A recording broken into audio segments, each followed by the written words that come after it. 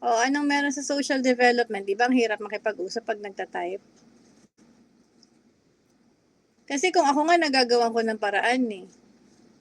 Sana lahat. Yes, Abalos. Doc, one area po ng development ng child is yung sa cognitive development po. Cognitive. Yes po. Ano meron sa cognitive?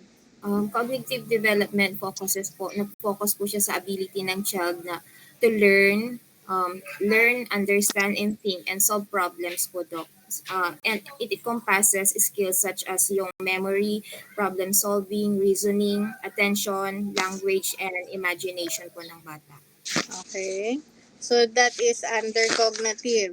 When we talk about cognitive, it is processing ng learning. Tama ba? Yes po. Yes po.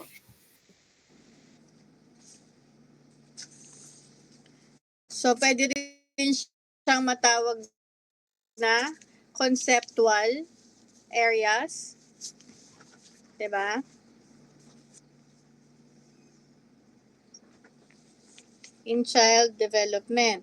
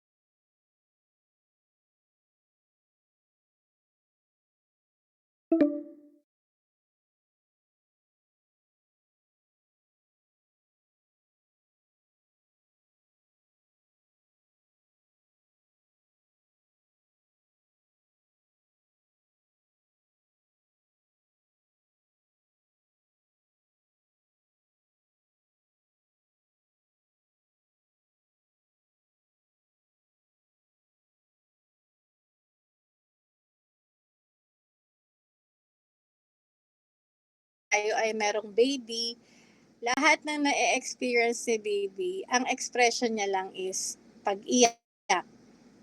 Nagugutom siya, iiyak siya. Nasasaktan siya, iiyak siya.